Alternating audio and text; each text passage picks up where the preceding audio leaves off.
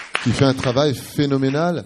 Et puis après tout, si Chasse il trouve son compte pour des voies et que nous on y trouve notre compte pour une meilleure intégration, une meilleure installation, des diplômes reconnus d'État. C'est dommage que par exemple, si je peux me permettre de le dire à voix haute, et je n'ai pas honte de le dire, que nos frères venus de Russie ont tous les avantages avec des diplômes. On ne sait même pas s'ils étaient ou pas,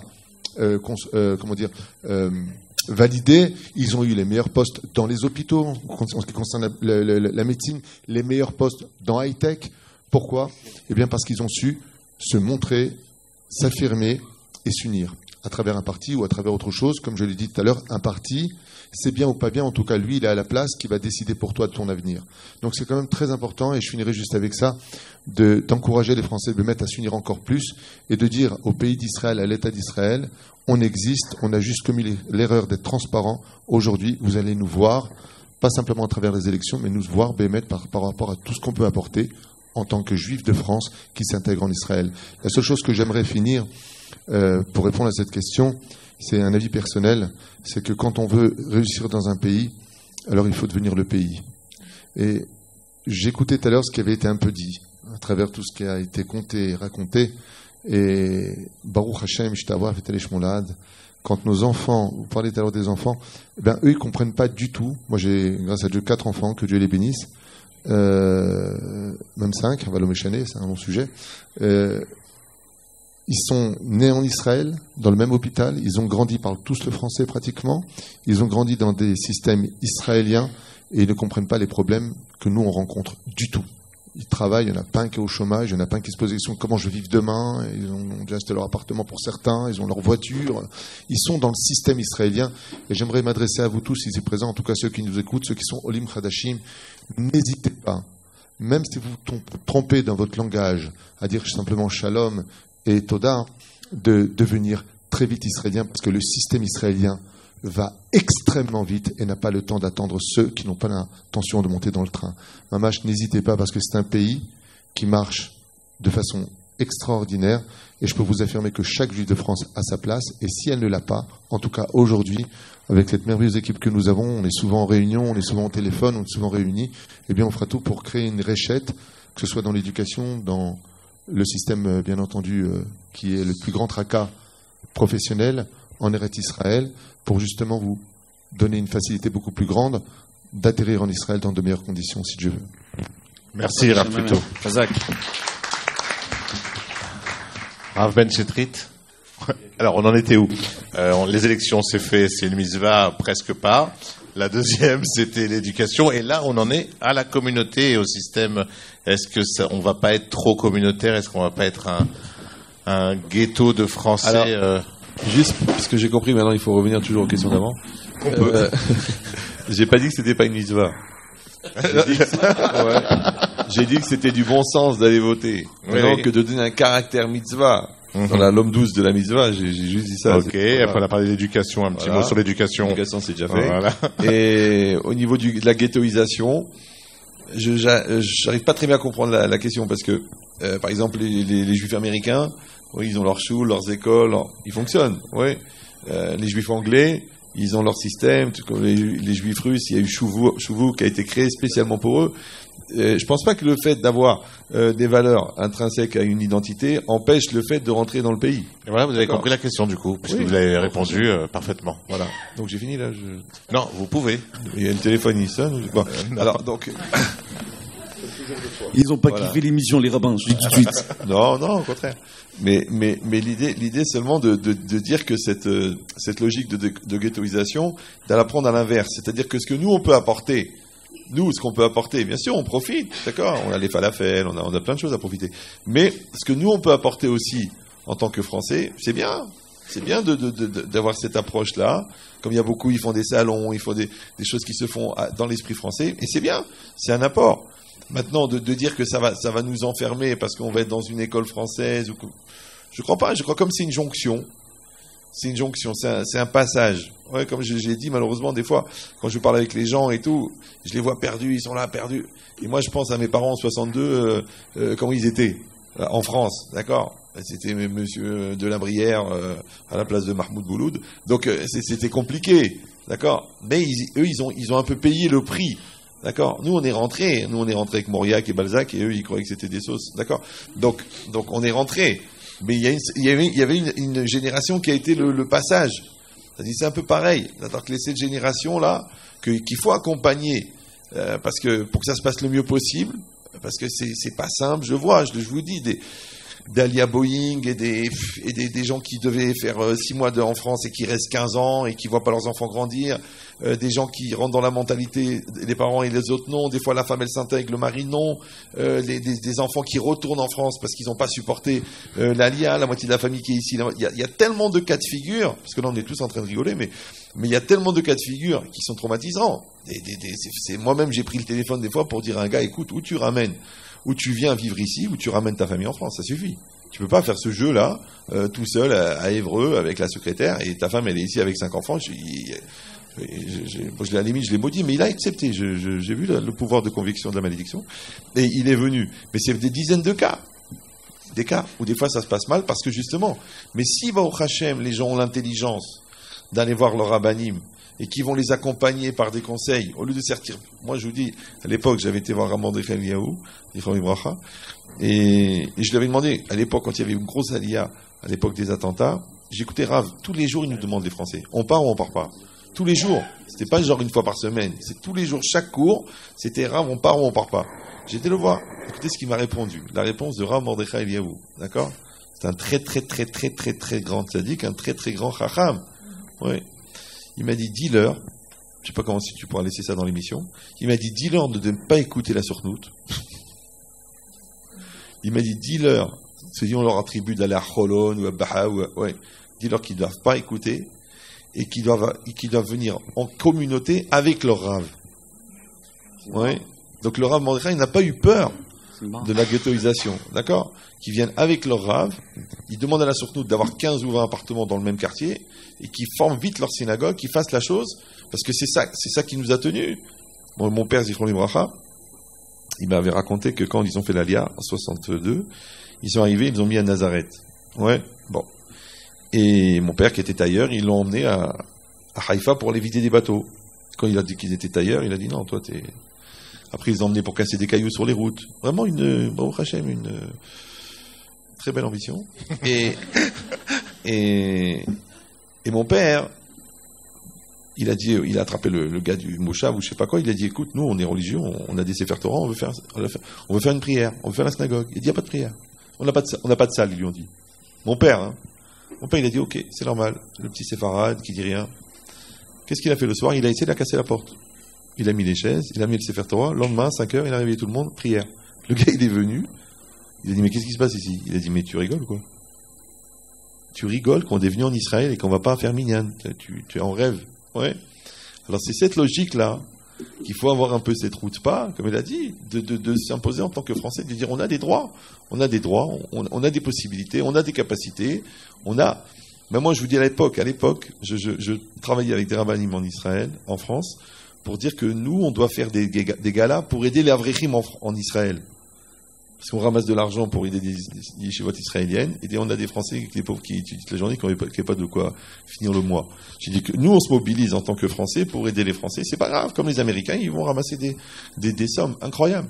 Ben, c'est pareil, de se prendre en charge et de dire, on est capable, on va le faire, voilà, par le vote, d'accord, par les choix, par des comités, par des associations, et d'aller voir les écoles, d'aller voir, voilà ce que nous on a besoin. Faut pas avoir peur. Alors que si on fait, comme il a dit, on fait les timides, un peu comme ça, on fait les transparents, eh ben c'est comme ça en Israël. Tu dis rien, tu demandes rien, t'as rien. Tu vas, tu demandes, pourquoi pas? La malo. Ouais. En plus, c'est une belle initiative. Alors de le faire dans cet esprit-là, donc encore une fois, sans ghettoisation, mais de garder le caractère français, et d'apporter ce qu'on a apporté, puisqu'on est là pour apporter, et de ne pas avoir peur de demander, et de faire, et de développer. Et ça sera une part de la, parce que vous savez que Israël, c'est le pays où il y a le plus de nationalités différentes d'origine. Ouais, donc c'est une mosaïque. Alors pourquoi est-ce que vous avez dit qu'il faudrait s'effacer et disparaître? Non, au contraire, il faut apporter sa pierre pour que la mosaïque, elle soit magnifique. Apporter son plus, parce qu'on en veut toujours plus. Merci Raven Chetrit, on embrasse l'agent juif qu'on adore, nous par contre. Oui, on vous aime beaucoup. Voilà, et on attend votre financement. Non, mais il y a un partenariat entre le Igoud Arabanim Olé Tzarfat Et la Sortnout, justement, on travaille en collaboration avec le Rav Avraham Deri, là-bas, au Hachem, pour l'intégration des Olim en France. Il y a tous les rabbinim francophones en Israël qui sont unis. Il y a un Igoud qui s'est formé, l'Union des rabbinim francophones pour les Olim Hadashim français. Et on travaille en collaboration avec la Sortnout, Baruch Hashem. D'accord, voilà. Merci. Merci pour l'information. On lance la pub? Et non, on lance un petit truc. Ah, d'accord. Enfin, on le lance pas, Razem Shalom. À vous, un petit truc. Moi, ce que j'aimerais dire, c'est... J'aimerais formuler les choses un tout petit peu différemment. Donc, votre question, elle est légitime, mais je la comprends pas trop. Je la comprends pas parce que je pense que les termes ne sont pas adéquats. Est-ce qu'on doit avoir peur de se retrouver enfermé dans un ghetto? Ma réponse est non. Non, parce que la société israélienne, on la vit, c'est notre quotidien. On vit avec les Israéliens. Comme l'a dit le Rav Touitou, il ne faut pas avoir peur de devenir israélien, ça veut dire de s'intégrer dans la société. Ça prend du temps, c'est pas facile, évidemment. Mais d'un autre côté, on a besoin de ce côté rassurant que l'on trouve dans une communauté française. Ok ? Alors je vais expliquer ce que je veux dire. Lorsque le Parti Chasse est venu nous solliciter les uns les autres en nous disant voilà, il y a un projet, Igoud Arabanim, etc., etc., moi je vous dis la vérité, j'étais un peu sceptique. J'étais un peu sceptique parce que bon, 30 ans, j'en ai entendu pas mal. D'accord, vous le savez, mon père était grand rabbin de France pendant plus de 20 ans, donc on était souvent en première ligne, on en a entendu de toutes les couleurs. Donc j'ai dit ok, encore une fois, ils viennent, il y a un électorat. Je suis pas contre, comme vous l'avez dit, les rabbinim, je suis pas contre. Mais j'étais sceptique. Et ils ont dit la chose suivante. Ils ont dit, voilà, on a observé qu'en France, la communauté juive française a été protégée, justement, par le concept de la communauté. Ça veut dire que quasiment tout juif français, en tout cas qui a une identité juive, est en contact avec une communauté. Chaque famille française juive a un rabbin. Même si elle le rencontre très peu, mais elle a son rabbin. Et peut-être que c'est aussi l'organisation de la communauté juive en France qui a fait que finalement ça a été comme une espèce de paravent, une muraille qui nous a protégés. Et donc c'est un outil, la communauté, qui a été bénéfique pour nous. Et ils m'ont dit voilà, on va essayer de vous aider à le recréer. Il est vrai que toutes les synagogues françaises qui existent en Israël sont financées par exemple par des dons. Ok ? Vous n'êtes pas un peu fatigué qu'on vous sollicite constamment en vous demandant des dons? Si ce n'est pas le cas, vous allez être fatigué un jour. En tout cas, nous les rabbins, on commence à fatiguer, à aller constamment demander à nos fidèles ou à nos amis, on a besoin d'être aidés. Ok ? Donc ils nous ont dit, voilà, lorsque les Juifs d'Éthiopie ou du RSS sont arrivés, il y a eu des marlakot, c'est-à-dire des départements dans les ministères spécifiques pour ces Juifs-là. Pour les Français, ça n'a pas été créé, on va essayer de le faire. J'ai trouvé que c'était intelligent. C'est-à-dire qu'ils ont étudié le fonctionnement de la communauté française en amont de la Aliyah, en se disant on va essayer de le renforcer après la Aliyah. C'était nouveau pour moi. Deuxièmement, vous me parlez de partis politiques français. Ok ? Qu'est-ce que vous voulez que je vous dise ? C'est pas dans notre nature. Les Français, on n'aime pas la politique. Moi, je vais vous dire quelque chose. Personnellement, la politique, j'aime pas. Ok ? On m'a aussi proposé, on m'a approché, Yossi Taïeb pourra le confirmer, je ne rentrerai pas dans les détails pour ma part. J'ai refusé. Pourquoi ? Parce que je fais partie de ces gens, et peut-être qu'il y en a beaucoup ici qui partagent mon point de vue. Le rabbin et la politique, ça ne fait pas forcément un bon mariage. J'ai pas forcément raison. Si Rav Ovadia Yosef avait pensé comme moi, j'ose pas imaginer tout ce que Israël aurait perdu, ou plutôt n'aurait pas gagné. Le nombre d'écoles juives, de mikvaot, de synagogues, de yeshivot, de toute cette force spirituelle en Israël. Donc je ne dis pas que j'ai raison, c'est mon point de vue, c'est comme ça que je le ressens. Nous les Français, on n'a peut-être pas cette nature de se lancer, de dire on va politiser notre Aliyah. Il ne faut pas nous forcer à le faire. Par contre, on vit en communauté, on vit en groupe, on aime se retrouver entre nous. Quand beaucoup d'entre vous vont étudier la Torah, ils préfèrent l'étudier en français. Et alors ? Vous savez, un jour j'ai rencontré un ami à mon père qui habitait à Genève, un monsieur immensément riche. Et j'étais allé le voir pour lui amener un cadeau de la part de mon père, c'était la veille de Pessah. Et il me raconte qu'il a dîné récemment avec un ministre israélien et un journaliste, les deux qui étaient donc des personnalités, on va dire, positionnées à gauche de l'échiquier politique israélien. Et il me dit d'ailleurs, ils ont beaucoup critiqué les religieux. Et en avant, ils commencent à m'envoyer des raquetotes, d'accord, c'était indécent. Alors moi, j'ai pris la défense. Je lui dis, vous savez, les gens dont vous parlez, c'est moi. Je fais partie de ce monde. Il me dit, ah non, vous n'êtes pas comme eux. Je dis, si. Alors il a parlé de tous les problèmes que tout le monde connaît. Et il m'a dit la chose suivante. Bon, bref, il avait un discours qui ne me plaisait pas du tout. Alors au bout d'un moment, j'ai un peu craqué. C'était un monsieur qui était plus âgé que moi, qui avait beaucoup d'expérience de la vie, etc. Mais j'ai voulu lui montrer quelque chose. Je lui ai dit, vous savez, monsieur, je vais vous dire quelque chose. Les religieux ont plein de défauts, c'est vrai. Mais vous pensez vraiment qu'un juif confortablement installé, je le dis ces mots-là, je les ai retenus par cœur, qu'un juif confortablement installé dans son exil genevois peut se permettre de donner des leçons à des juifs qui vivent la réalité israélienne au quotidien? Alors ok, peut-être qu'ils ont choisi de voter tel parti, de ne pas faire leur service militaire ou de ceci. Ce sont des débats intéressants. Je dis, mais ils sont là. Ils la vivent, la société israélienne.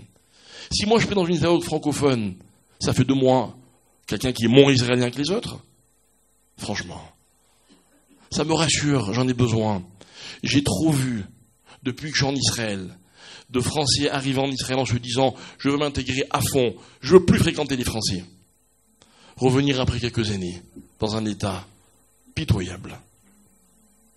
J'ai eu de la peine. Par contre, j'ai vu beaucoup de gens arriver en Israël et puis surmonter les problèmes. Il y en a des problèmes, encore une fois, je peux vous en faire la liste. Mais garder cette chaleur à travers justement les endroits dans lesquels on se rencontre. Moi j'adore le petit hebdo, j'adore Aguécher, j'adore Torah Box. Je vois pas en quoi c'est un problème. En plus, vous savez que sur mon profil WhatsApp, j'ai un titre. Mon titre c'est très très lourd à répondre. Donc c'est pas la peine de m'appeler, je réponds jamais. D'accord, ni au téléphone ni au WhatsApp. Mais j'ai fini en disant que je crois que ce qu'il faut, c'est renforcer les structures qui nous rassurent, qui nous aident à nous intégrer, tout en nous aidant, comme l'a dit le Rav Touitoum, comme l'a dit aussi le Rav Ben Chetrit, en nous aidant, à vivre au quotidien du mieux possible la réalité israélienne. Ici la voix. Le troisième indice. C'est un grand économe.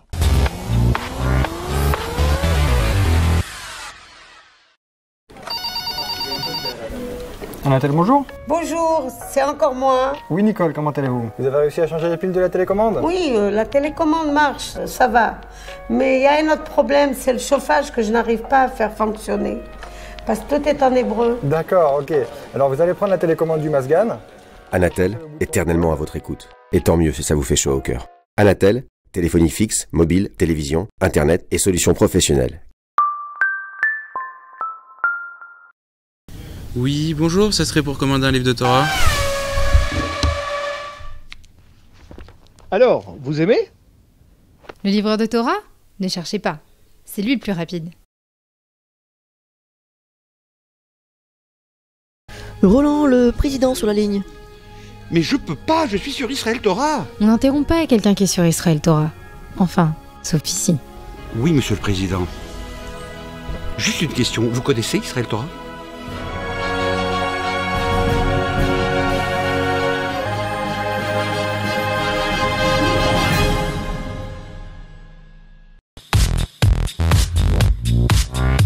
On en veut toujours.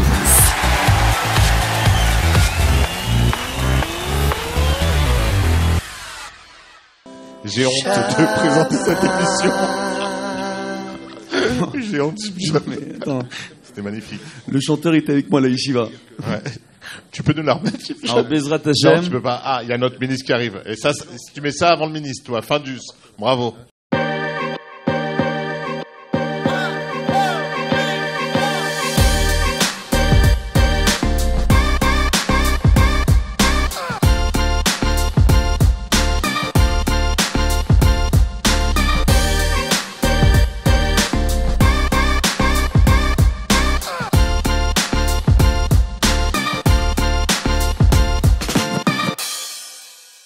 אולי נשאל את השאלה לרבי יעקב. Tu veux pas que je parle en hébreu, Shimshon? C'est ça, tu veux pas que je parle en hébreu, hein? לא, אז אני אשאל את השאלה בעברית, לכבודו, בעזרת השם, ונתרגם אחר כך. אז השאלה היא כזו, בסדר? שאלנו את כל הרבנים, בסדר? שאנחנו רואים שבקמפיין הקיים, לבחירות, 2019, אנחנו רואים שש"ס, תנועת ש"ס, פונה המון לציבור הצרפתי, דואגים, אומרים שדואגים הרבה לצרפתים, מדברים על פרויקטים, לפתוח בתי ספר לעולי צרפת, לעזור להם לאימור התעודות שלהם מחול, לעזור להם להשתלב יותר בחברה כאן בארץ, ברוך השם. אז השאלה שהרבה שואלים, בסדר? אז מעולה לעודד את הצרפתים, לעזור להם להשתלב, לפתוח להם בתי ספר, להביא להם רבנים מצרפת שיטפלו בהם, לפתוח להם בתי כנסת של צרפתים והכל. האם אין סכנה שבסופו של דבר יהיו לנו גטואים כאן בארץ של צרפתים, שישארו רק בצד שלהם ולא ישתלבו בחברה? רק הוא מתרגם עכשיו בצרפתית. Je traduis la question pour ceux qui n'ont pas compris. En plus court parce que... Bon, alors je fais court. On a repris, c'était la question tout à l'heure qu'on a posée à tous les rabbinim. D'accord? C'est-à-dire que le parti chasse démarche énormément les francophones, prend sur lui de venir en aide aux francophones, d'ouvrir des écoles aux francophones, de mettre en place des rabbinim francophones, d'ouvrir des kehilot et plus de synagogues pour les francophones, etc. Est-ce qu'il n'y a pas un problème au bout d'un moment qu'on prenne le risque de voir des ghettos de francophones se mettre en place en Israël et au lieu de nous aider à nous intégrer, de nous encourager à rester dans notre coin? זהו, voilà. החשש של חבלי הקליטה והנזקים של חבלי הקליטה הם יותר קשים מהחשש שלכאורה שהצרפתים יחיו בגטאות. קודם כל, אנחנו הבנו מתוך למידה של הנושא שהעולים מצרפת אוהבים לשמר את התרבות וטוב שכך. רק אני אזכיר שראשי הציונות בקום המדינה רצו, הם דיברו על כור היתוך, לייצר פה איזה מודל של ישראלי אחיד, אחד, שפה אחת, דברים אחדים, בגדים אחדים, לא הלך להם. הם פשוט היו צריכים ללמוד מה קרה במגדל בבל. היום הם מודים שהכור היתוך לא הצליח. הם רצו ליצור מודל של צבר מסוג אחד. קודם כל, הצרפתים רוצים לחיות ולהמשיך לשמר את האופי, לא את הקהילות, כי מתפזרים ברחבי, אבל את אופי הקהילה, כפי שהייתה להם, וטוב שכך. ובמדינת ישראל אין גטאות. יותר מה שהדליק אותנו, נאמר, במובן הזה, אני לוקח את המילה, אם תרצה שאני אעצור כדי שתרגם, תסמן לי. מה שהדליק אותנו, מתוך הפרקטיקה, קיבלנו פניות רבות, אני כיו"ר ועדת חינוך, בקדנציה הזו ב4 שנים האחרונות, קיבלנו פניות רבות בנושא חינוך, מוסדות חינוך. בקדנציה שלפני כן, כשהיינו עוד באופוזיציה בממשלת לפיד, בנט וליכוד, אני השתתפתי בדיונים בוועדת הקליטה על מה שהזכרת, על תעודות של הרופאי שיניים, הרופאים, הרוקחים והרוקחות, שלא מכירים פה בתעודה. והבנו מיד מה לעשות. אנחנו 70 שנה מנסים לטפל בצלקות של הקליטה, וצערי הרב מדינת ישראל לא למדה שום דבר, לא הפיקה שום לקח מהעליות הקודמות ובקליטת העלייה. חשבו שהקליטה שיהודי צרפת מגיעים לא בהמוניהם עדיין, וזה הם השתלבו, כי זו עלייה חזקה, אינטליגנטית, משכילה, אבל הם שכחו את הרוח. ואם מישהו סומך שמהסוכנות תצא קליטה רוחנית, הוא יתבדה מהר מאוד. ההפך הוא הנכון. הסוכנות אין לה עניין שיהדות צרפת תטמע כאן בקהילות התורניות הדתיות. והצלקות, חלק הצליחו בקליטה שלהם פה בארץ, אבל חלק גדול גם לא. פתאום הם נמצאים מפוזרים בערים רבות, אין להם בתי כנסת משלהם. והצברים, לא שהם לא מכניסים, הישראלים לא שהם לא מכניסי אורחים. גם הם טעו וחשבו, אז יש פה איזה עולה מצרפת שהגיע לבית הכנסת, והוא יושב שם בצד, ואף אחד לא מתייחס אליו. הילדים שלו נכנסים לבית ספר רגיל, אם זה ממלכתי או ממלכתי דתי, נדבר גם על הישיבות, ופתאום קשה להם. בישיבות, המודל החרדי כאן, זה לא המודל החרדי של צרפת, ואז מתחילים סלקציות. נכון, קצת באיחור, והחלטנו לקחת, זה לא קל, החלטנו לקחת. אנחנו מכירים את המנטליות של העולים מצרפת. לא אוהבים פוליטיקה, לא אוהבים להתעסק פוליטיקה, וחשדנים גם, מה פתאום ואיך אבל אנחנו לא היינו יכולים לשבת בצד ולהחריש. כי זה יקרה, אם זה בקרוב, או ייקח עוד קצת זמן, תהיה עלייה המונית. אני לא הייתי רוצה שיהדות צרפת תלך לשוויץ, לקנדה, לגרמניה. אני הייתי מעדיף שהם יבואו פה לארץ. יהדות צרפת ב3 עשורים האחרונים, ההתעוררות הרוחנית שהייתה ביהדות צרפת היא מעוררת קינה. אני מכיר בשנים העברו מה היו תחומי ההתעניינות של יהדות צרפת, והיום נס כל הקליטה, כל ההתעוררות הרוחנית, ודווקא יבואו פה כאן לארץ ישראל והכל יתפרק להם.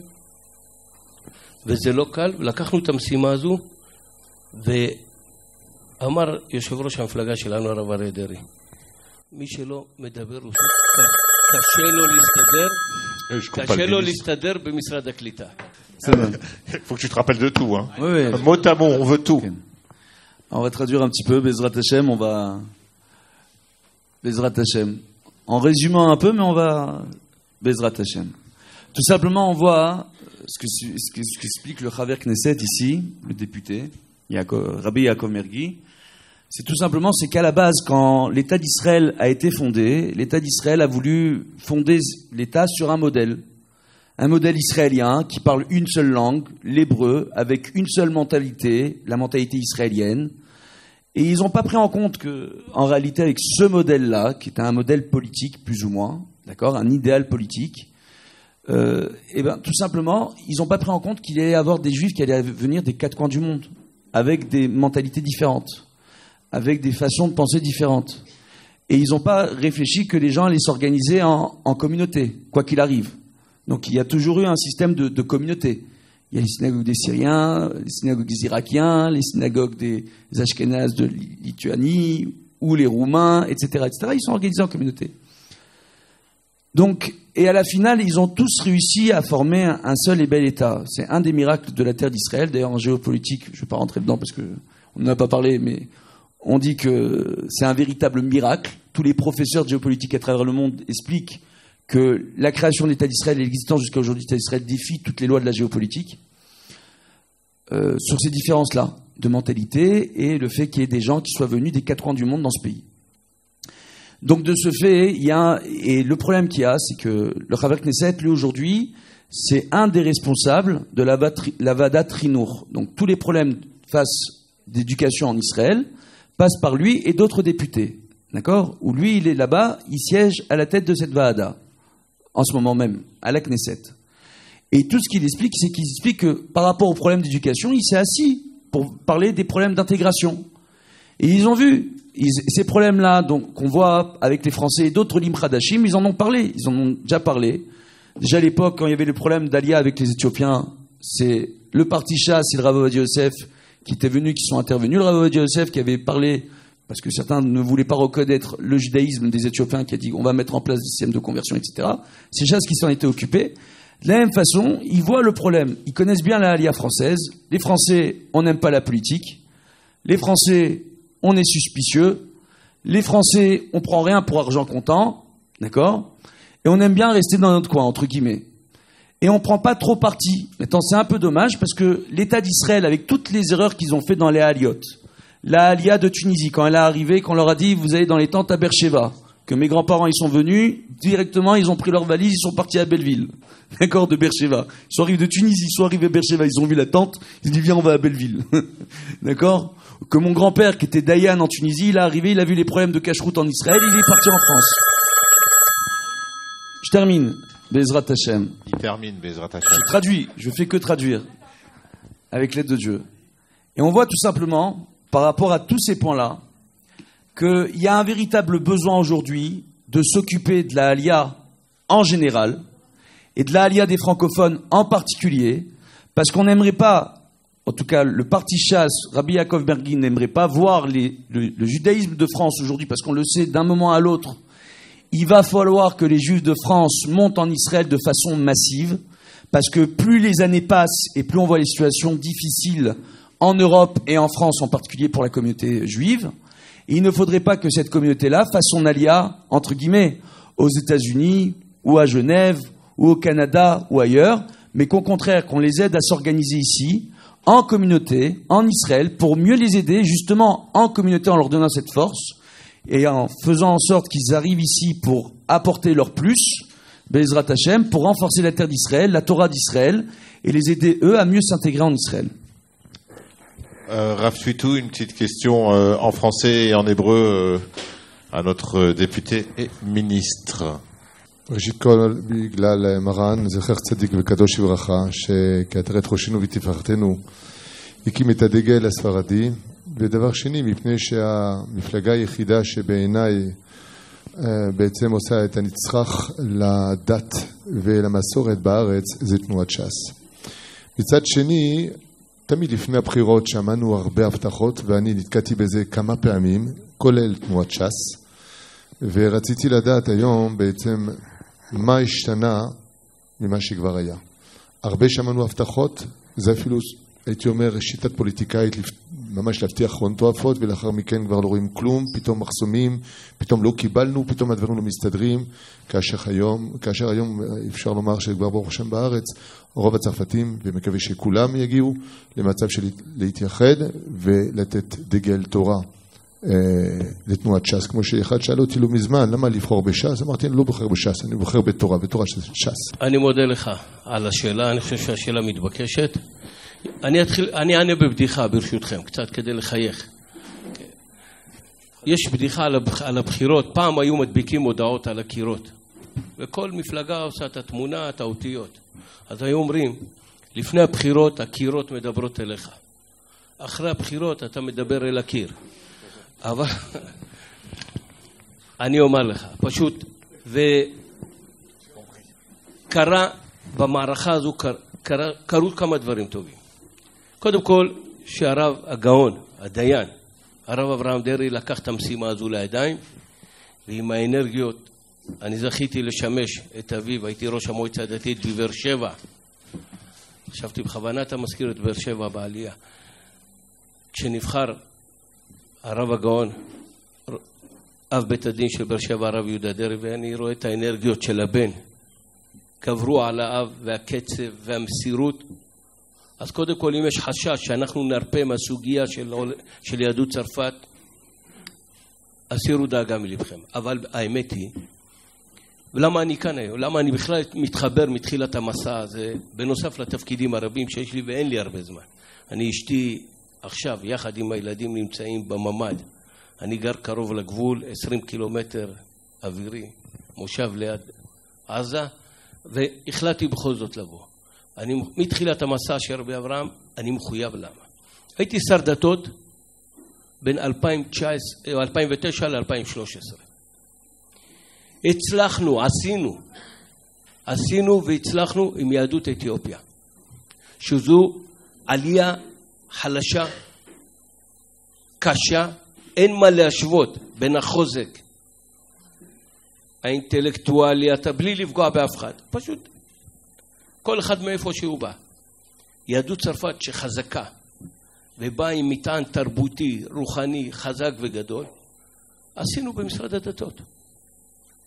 היה הראשון לציון הרב שלמה משה עמר, ברבנות הראשית, אני במשרד הדתות, מרן הרב הגאון הרב עובדיה יוסף, זכר צדיק קדוש לברכה, עם הרוח הגבית שנתן, הצלחנו להקים מחלקה במשרד הדתות שתטפל. הייתה לפניי, צריך לציין, אבל הצלחנו להכניס לאותה מחלקה של יהדות, שטיפלה ביהדות אתיופיה.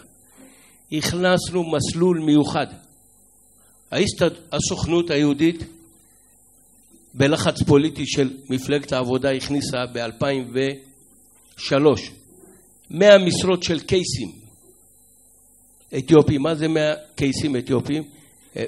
מנהיגים רוחניים שהיו להם באפריקה. הם לא הולכים לפי שולחן ערוך וההלכה הישראלית. ראינו את זה ככה, והרי רצינו, באמת, הם באו לישראל לא כדי להמשיך ולטעות. מסלול מיוחד ברבנות הראשית להכרה ברבנים, צעירים, שהוכשרו כאן בארץ במסלול מיוחד במכון מאיר ובמוסדות שלנו. היום, נכון להיום, יש מעל 35 משרות, אני חושב בלי לטעות, מעל 30 משרות שרבנים מוסמכים יוצאי העדה האתיופית שמפוזרים ברחבי הארץ וקולטים והם בבתי הכנסת שלהם. היה תקציב מיוחד לבניית בתי כנסת לעדה האתיופית ועוד תקציב לפעילות. מה שאני בא ואומר, אנחנו נחושים בדעתנו לעשות את זה ליהדות צרפת. אם לא לאותם שכבר הגיעו לכאן, ודאי שזה בשבילה, אבל לקדם גם את פני הבאים בעזרת השם. אני חושב, עלייה ללא הכנה של הקולט והנקלט, היא עלייה לא מוצלחת. צריך להכין גם את הקולט לקראת מה הוא בא, להסביר לו מה המנטליות של הישראלים והצברים, כדי שלא יהיה איזה משבר, וגם הקולט, גם החברה הישראלית. צריך לדעת. כבוד השר, שמענו עכשיו מה שנעשה בקשר לקהילה האתיופית. On a entendu ce qui a été fait avec la קהילה האתיופית, que Chasse a tenu sa parole et qu'elle a donné le mané à Nitzrach. T'as un faux contact. Ok. Ce qu'il a expliqué, c'est qu'il y a une pub, enfin une blague qui était placée à l'époque. On disait pour les élections, on mettait des propagandes sur les murs, donc on avait avec qui parler, on parlait avec le papier, puis après les élections, on se trouvait avec le mur puisque les promesses avaient été retirées. En deux mots, je ne voudrais pas m'allonger sur tout ce qui a été dit. Il a expliqué qu'ayant pris des postes et lui-même dirigeant le ministère du culte en Israël, il a occupé des fonctions importantes pour l'Alia qui a été très difficile, avec Maran Zecher Tzadik Aloshivracha au-dessus de lui, en tant que manique, qui a su, et avec toute une équipe, apporter tout ce qu'il fallait, et qu'aujourd'hui, grâce à Dieu, il y a des postes, il y a des comment on appelle ça en français, plus en hébreu qu'en français, le Moshané. Il y a en tout cas des centres de rendez-vous, des rabbinim qui ont été pris en charge par le gouvernement israélien, et donc entre autres par Chasse, et donc le travail a été fait. Moi, ce que j'aurais voulu, Ani Miprinati, c'est un messer, Kenatik shel Chasse, בממשלת ישראל לצרפתים. זאת אומרת, אוקיי, נבחור בכם, הבטחתם, הרבה שמענו. Alors vous avez cité le mérite d'Idino Ayakar, le Dayan Avraham Deri, qui se donne corps et âme, mais il n'est pas la Knesset, lui. C'est-à-dire, nous, ce qu'on voudrait, c'est un message. Par exemple, Laura Verrier-Deri m'avait dit, je prends ça très au sérieux, avec ou sans les élections, parce que c'est Nitzrach Hayom. On a besoin aujourd'hui vraiment de s'occuper de l'Alia française, surtout qu'il se passe beaucoup de choses en France. Beaucoup de gens veulent venir en Israël. Masheken Ratziti Ladat, ve Leashmia, la Tzibora Tzarfati.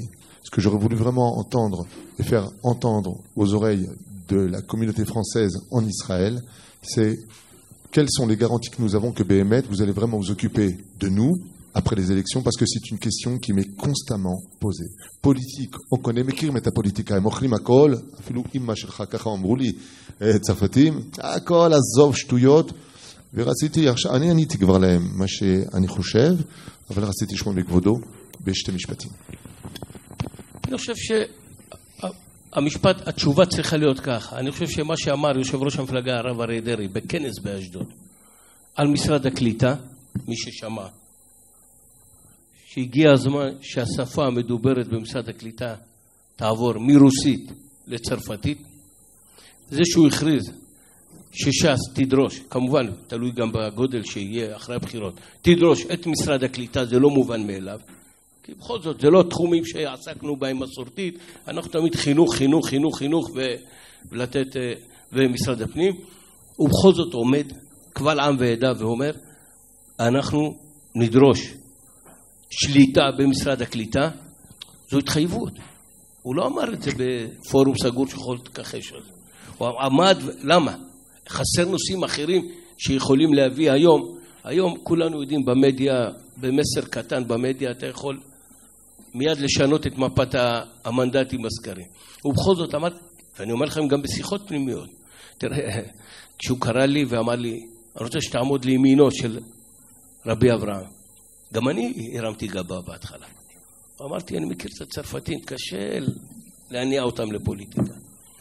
אבל אני כבר חודשיים שאני עוקב אחרי, הייתי בכמה כנסים בארץ, וראיתי את העשייה, וראיתי את ההיענות גם. אתה רואה שהציבור, גם הציבור העולים הצרפתים, היה לו איזה חלל, איזה וקום של חוסר עשייה בתחום, שפתאום יש מי שמדבר אליהם, ומדבר, ואני אומר לך, גם אם לא היו בחירות, וגם אם הצרפתים לא יצביעו לש"ס, וגם אם נבחך, ואפשר להוכיח זאת, אנחנו מחויבים, למה? כי על זה קמנו. על מה הרב עובדיה הקים תנועת ש"ס? Je voudrais juste d'abord l'étayer que pendant que le Rav Mergui, ministre dans le gouvernement israélien, est parmi nous, sa femme est dans le Miklat, puisqu'ils habitent à 20 km de la frontière avec Gaza, et que son effort d'être venu ici mérite mamash tous nos applaudissements. Toda Rabba. אני מאוד מודה לכם ואני פורש בחזרה לדרום. Juste une chose, il a expliqué clairement qu'avec ou pas les élections des Français, ils feront tout pour la Alia française et qu'effectivement ils se battront pour avoir le ministère de l'intégration où il serait temps de passer, comme il a expliqué, à une langue qui comprend le français dans l'intégration aussi bien que le russe pour que Bezrat Hashem il puisse agir en conséquence. En d'autres termes, notre vote le mettra à la bonne place pour pouvoir agir en conséquence de toutes ces promesses qui nous ont été faites avant les élections. Merci Rav Svitou. Alors on va... Tu veux mettre une autre pub, Shimshon, pour détendre l'atmosphère? Pas du tout. Tu veux envoyer la voix. La voix. Ici la voix. Le 4e indice. Le respect de son père a fait de lui un grand homme. Ça, je sais qui c'est. Toujours le Rav Ishaï de Ville. Allez, dis, balance. Quoi? Je dois donner la réponse maintenant? Je donne? Ou après? Après? Ah, demande. Quelqu'un a trouvé? Quelqu'un a trouvé? Personne. Personne peut. Attendez, on reprend. Hein. Il a ouvert la mer Rouge. Il en veut toujours plus. Attends. Après le 3e, c'était quoi? C'était quoi le 3e indice? Ah, c'est un grand économe. Il y en a qui suivent. Voilà, c'est un grand économe. Et là, le dernier, c'est le respect de son père. D'accord? Baruch Hashem, il est où? A fait de lui un grand homme. A fait de lui un grand homme. Voilà. Vous voyez pas qui c'est? Bon, alors c'est pas grave. Yosef Hatzadik, eh ben c'est pas ça. Chazak ou Baruch. Chazak ou Baruch. Chazak ou Baruch, Yosef Hatzadik. On peut expliquer pourquoi. Parce que tout simplement, il n'a pas ouvert directement la mer Rouge, tout le monde le sait, le Midrash rapporte, c'est par le mérite de ses ossements que la mer Rouge s'est ouverte. Laisse expliquer Fabrice, qu'il a dit que c'est pas ça la réponse. Non, c'est ça. Attends. Voilà. Non, ça, je mets du suspense. Ça, c'est premièrement. Il en veut toujours plus, Yosef, ou Mossif, il rajoute dans l'Akdoucha. Bravo, bravo, Shimshon. Grand économe, il a sorti l'Égypte de la famine. D'accord, il en a fait la nation la plus forte de l'époque. Voilà. Et le respect de son père, on voit avec Potiphar, le fameux épisode où il a vu l'image de son père dans le miroir parce qu'il ressemblait comme 2 gouttes d'eau à son père. Voilà. Voilà. Baruch Hashem. Comme tout le monde réclame, voilà. Il y a encore une pub. Je crois que Shimshon, on meurt d'impatience de la prochaine pub.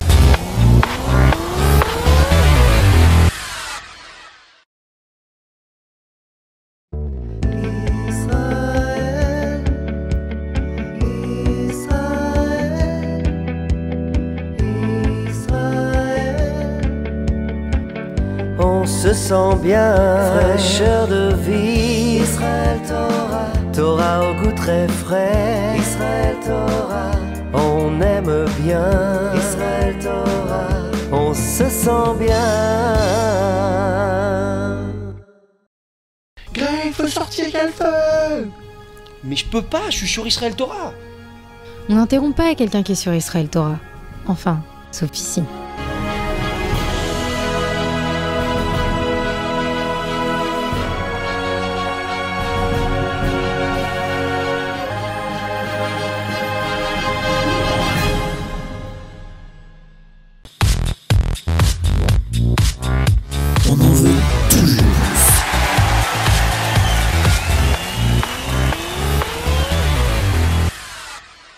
Hollywood Chewing-Gum, c'est ça? Je peux faire une petite réflexion. Oui. Je préfère la voix de Shimshon pendant les pubs que sa voix quand elle est au ralenti. Ouais.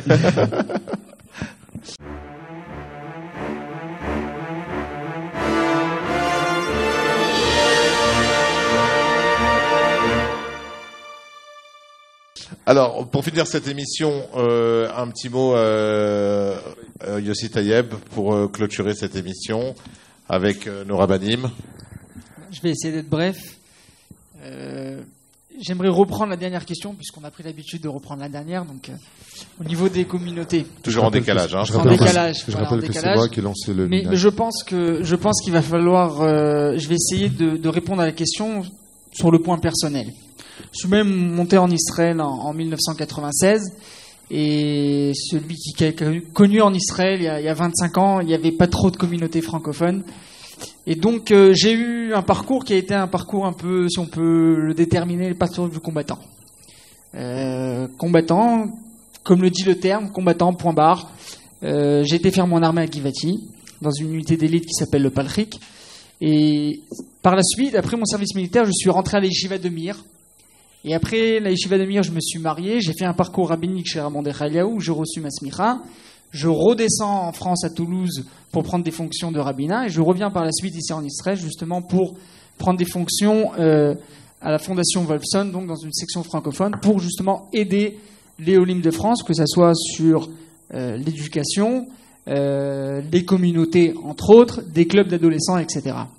Et je pense qu'aujourd'hui, cette rechute vers la politique, je pense que c'est une teshuva. Parce que justement, quand je suis arrivé en Israël, la mode était, venez, on devient israélien à part entière. On ne veut pas parler français, on ne veut pas fréquenter de communautés francophones. Tous mes amis autour de moi étaient israéliens. Même quand je suis après, par la suite, rentré à la Yeshiva de Mir, il y avait plein de Français que je connais aujourd'hui, qu'on se rappelle qu'on était ensemble dans les couloirs, mais je ne les fréquentais pas. Et je pense que si j'avais justement, à cette arrivée en Israël, une communauté francophone avec des gens avec qui j'aurais pu côtoyer pendant les Shabbats, en jour de semaine, essayer de parler des amis, des clubs d'adolescents, on aurait pu travailler ensemble. J'aurais peut-être eu le même parcours, mais il aurait été un peu moins dur, un peu moins sec. Comme tout olé à cet âge-là, à l'âge de 18 ans, il y a des hauts, il y a des bas.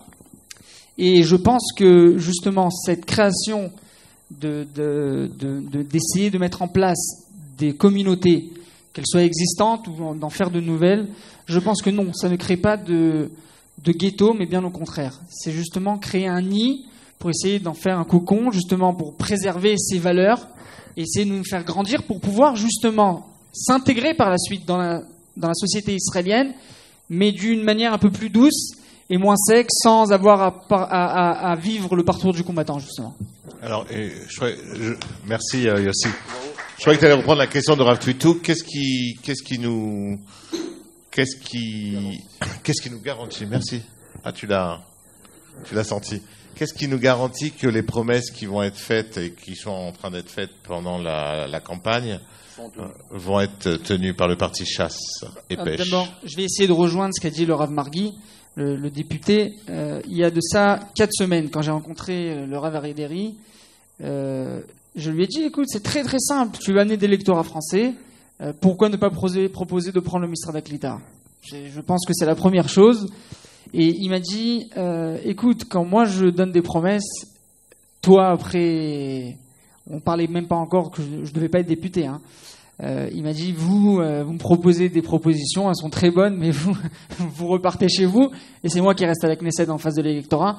Il m'a dit, je ne dirai pas des choses que je ne peux pas accomplir.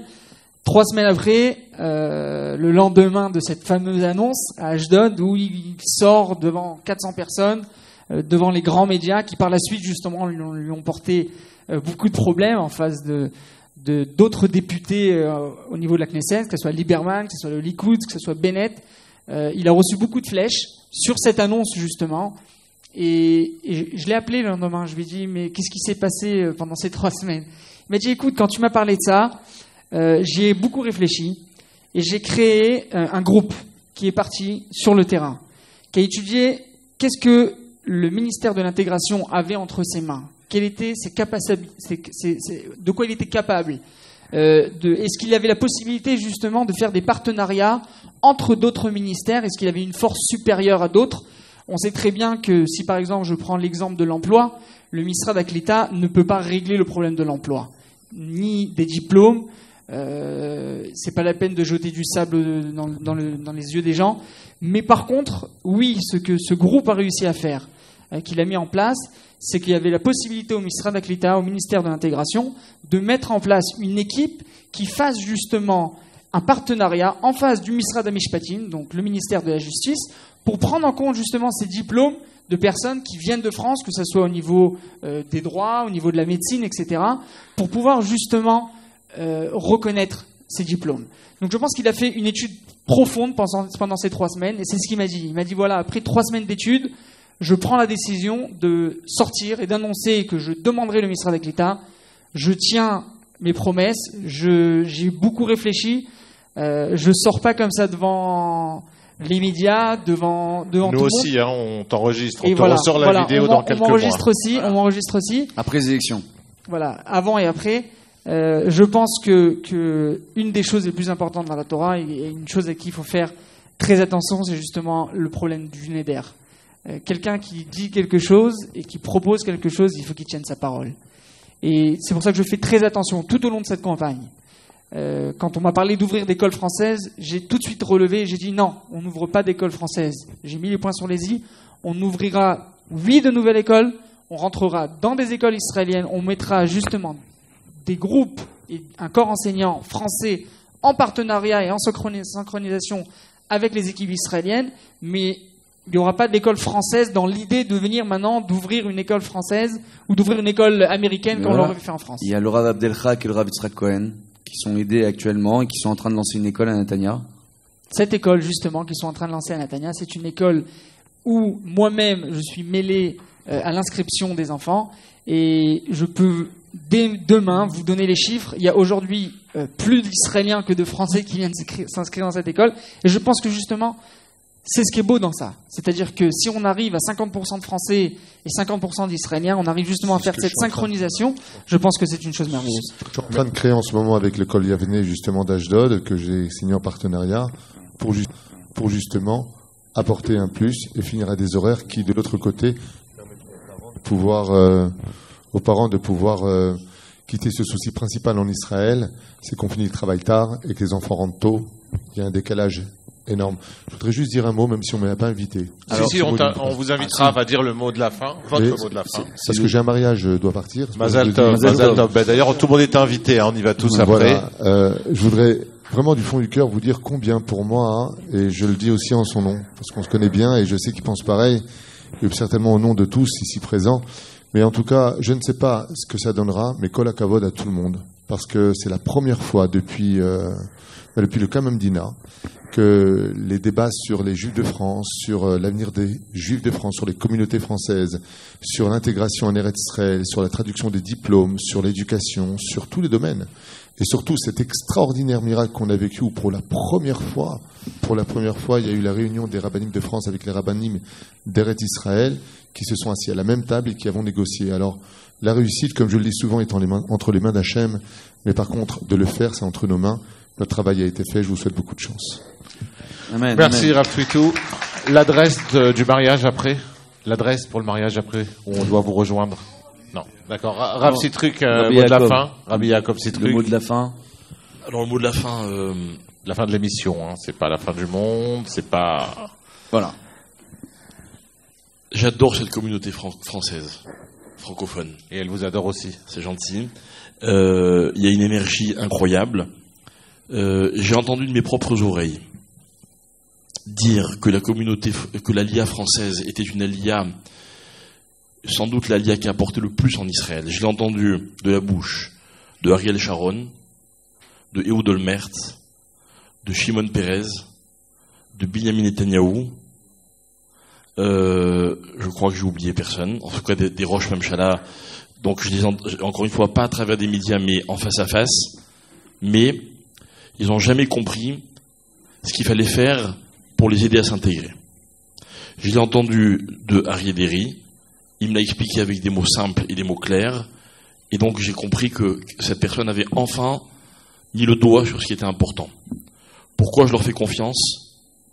Parce que pour connaître le parti Chasse depuis de nombreuses années, je sais que c'est un parti qui a payé de lourds tributs, de prix très élevés au niveau politique pour ne jamais se trahir. Et ça, pour moi, c'est un gage de confiance. Deuxièmement, au-dessus des hommes politiques, il y a des rabbinim, et les hommes politiques n'ont jamais enfreint les directives de leur rabbinim. Voilà pourquoi je suis confiant. Parfait. Rabbi Yechia. Rav Yechia pour finir. Un petit mot. Alors, je voudrais juste dire que je regrette qu'on n'a pas abordé le sujet de la Parnassa, qui à mon avis est un très gros souci. Mais bon, on fera une émission que sur là-dessus. Sur des baves attachées. On va faire un appel, t'inquiète pas. Non, la Parnassa cachère. La Parnassa cachère, c'est un véritable problème. Voilà. Je rencontre beaucoup de gens qui me disent, écoute, Yechia, on a beaucoup de mal à rester dans la droiture, alors qu'on voit des gens qui gagnent beaucoup d'argent dans le cachère. Donc c'est des gens qui encore font l'effort, ce qui n'est pas évident. Maintenant, à part ça, pour l'émission elle-même, elle est extraordinaire, ce qui a été développé, les énergies. Mais j'ai pensé que peut-être, comme elle va être diffusée, ça serait bien qu'il y ait une annonce à la fin ou quoi, pour que ça puisse se développer comme un débat pour tous les gens qui sont pas là, qui vont voir l'émission, qui auront des questionnements, qui voudront s'adresser et qui pourront poser leurs questions auxquelles on pourra répondre. C'est-à-dire que Chasse pourra répondre, parce qu'il y a des milliers qui vont regarder, et que ça soit pas juste ce côté un peu attractif ou culturel, mais que ça puisse avoir un vrai débat de société et faire avancer, que d'autres personnes puissent, parce c'est sûr qu'on a abordé, mais il y a des gens qui vont avoir plein de questions, et qu'il y a un bureau qui soit là. C'est très à la mode dans les élections aujourd'hui, qu'il y a des gens qui répondent sur les réseaux sociaux, qui trouvent des réponses et qui comprennent pourquoi cet intérêt de s'investir. Moi aussi, j'étais impressionné par le député qui est venu, et par le Rav Deri, j'ai l'implication de Yossi, les rabbinim français. Bien sûr, moi, encore une fois, je suis un peu touriste, mais je vois que le besoin, il est vraiment réel, et que si nous, en France, on sait, quand les gens nous poseront la question, qu'on peut adresser quelque part, pour nous, c'est énorme. C'est énorme, d'accord? Et d'ailleurs, quand il m'a téléphoné, le Rav Avram Deri, je lui ai dit, écoute, arrête il m'a fait toute une paracha, je lui ai dit, écoute, arrête, dis-moi juste qu'est-ce que tu veux. Dis-moi, je veux aider.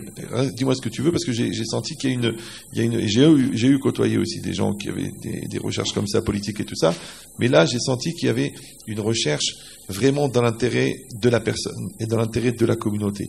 Et vraiment, la communauté, elle en a besoin. Donc, si Bezrat Hashem, les choses, et même si avec les difficultés, parce qu'il m'a expliqué, bon, ça n'a pas pu être développé trop, mais que c'est un très gros risque au niveau politique pour Ariel Deri de prendre cet engagement-là, plutôt qu'une autre, d'accord?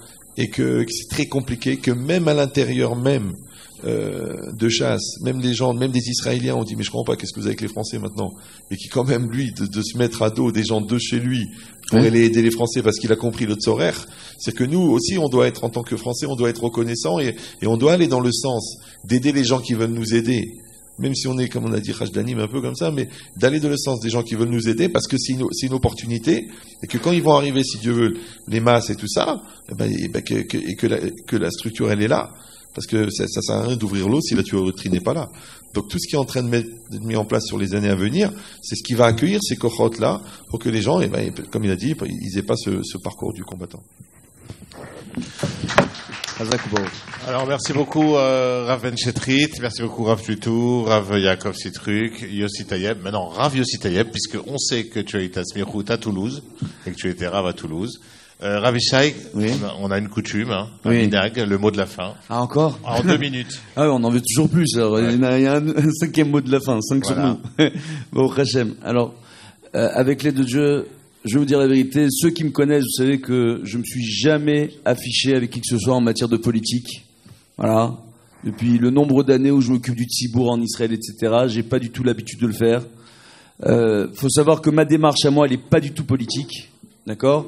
Ce que je peux vous dire, c'est que de près, comme beaucoup de gens le savent, tous les jours je suis à Netanya, j'interviens auprès du Beddin de Netanya. Il y a des rabbinim israéliens à Netanya qui n'ont pas compris comment se fait-il maintenant qu'on veut aider les rabbins francophones à monter des écoles et des systèmes quand ces rabbinim israéliens, ils ont déjà des écoles, ils ont déjà des systèmes, ils ont déjà tout ce qu'il faut. Pourquoi on les aide pas eux? Et que ces rabbinim-là, en plus, c'est des rabbins séfarades qui sont chez Chasse, etc. Et la réponse qui m'a été donnée quand j'ai cherché à m'intéresser, parce que moi on est venu me voir en tant que rave, c'est des rabbinim israéliens qui viennent me voir en tant que rave, en train de me dire mais les autres, il y a des rabbins, ils viennent d'arriver en Israël, ils connaissent pas la rité israélienne, pourquoi on les aide? Quand j'ai cherché à avoir la réponse de l'autre côté, on m'a expliqué tout simplement que pour s'occuper des Français, il n'y avait pas mieux que d'aider les Français à se monter. Et que malheureusement, c'est une erreur qui a été faite, qu'on n'a jamais réussi réellement à aider les francophones à se monter. Je peux vous dire, moi en tant que rave, pour me faire à la place que j'ai aujourd'hui dans le milieu rabbinique en Israël, j'ai dû me battre. Réellement, j'ai dû me battre, vous ne savez pas à quel point. Baruch Hashem, si à l'époque j'avais eu des gens pour m'aider et pour me placer un petit peu plus haut, un petit peu plus vite, tout simplement, je pense qu'on aurait pu faire encore de plus grandes choses et aider encore plus de choses. Bezrat Hashem, comme d'ailleurs à l'heure actuelle, on est en train de mettre un projet pour la Parnassa Kasher, en partenariat avec un des plus grands cabinets d'avocats au monde, Brian Enkev, Bezrat Hashem, pour aider les Français à avoir enfin en Israël retrouvé des solutions à l'international pour mettre en place des parnassot, une parnassa kasher pour tout le monde. Amen Kani Ratson. Qu'on ait réussi. Voilà, merci beaucoup. On était sur Israël Torah. L'émission, on en veut toujours plus. Il est déjà parti. Et comme vous avez adoré ça, pour finir, on envoie une pub de Shimshon. Voilà.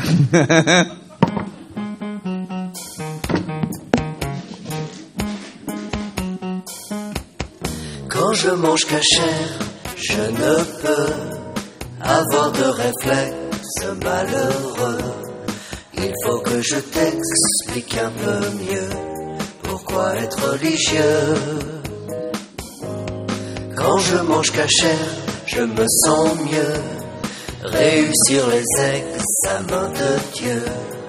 Évitons les excuses malheureux. Le kasher c'est bien mieux.